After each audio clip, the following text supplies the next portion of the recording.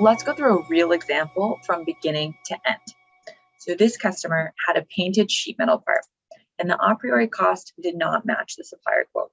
So they requested a breakdown, and they saw that the material costs matched. The batch setup costs matched. The direct overhead and labor costs of the quote matched, and the routing matched. They could see by comparing the a priori line items to the supplier's breakdown that the difference was in the painting costs. So they didn't waste any time at all asking for all of the details on material costs. They didn't confirm the blank size or the material rate. They didn't have to confirm the routing the supplier was using. They immediately dove into powder paint costs. So right there, that saves time. Now let's say the supplier didn't provide a cost breakdown. Instead, what the customer could have said is, okay, well, a priori estimates that most of the cost is in material. Does that match reality? And the supplier would have said, no, most of the cost is in the painting. And then the customer would have identified the paint cost as the big difference and dove into it that way. So the next step was to begin the root cause analysis of the paint cost difference.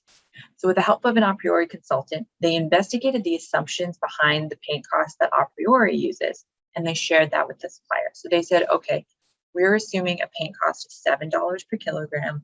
We're assuming half a kilogram is used per part, and there's 100% yield. Sorry, half a kilogram is used per batch, and there's 100% yield on the paint process.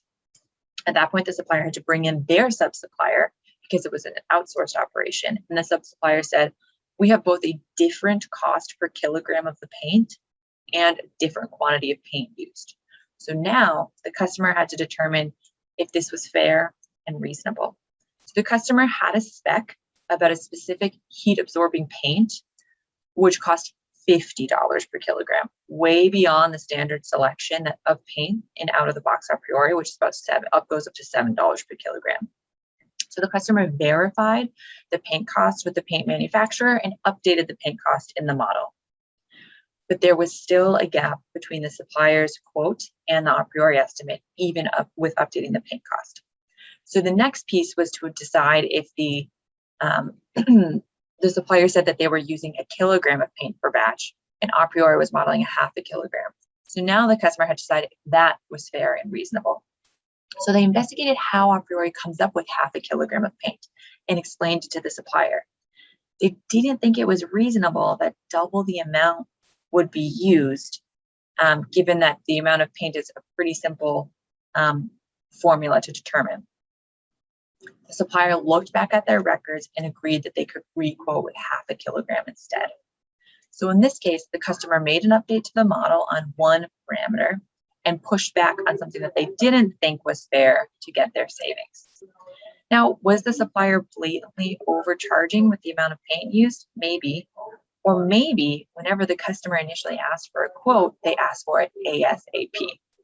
I'm sure a number of us have been in the situation where you need to place an order right away. And in that case, the supplier may not have had time to accurately quote, so they put in a buffer. So this is a great example of deciding which feedback is fair and reasonable, right? They verified the cost of the paint was reasonable, but they pushed back on the quantity, and then incorporating the reasonable feedback into the model. And now they can accurately cost other parts that require this coding, and they won't have to do this part of the investigation in future discussions. So in summary, the steps that we outlined to turn potential savings into realized savings are: first, familiarize yourself with the costs. Give the supplier a compelling reason to collaborate. Focus on the differences you find between the estimate and the supplier quote. That's where the good stuff is. Keep calm when you find out the supplier reality is different from the model, and decide if it's reasonable. And if so, update the model. And pat yourself on the back for learning something about that supplier's processes. If you don't think it's reasonable, then explain why.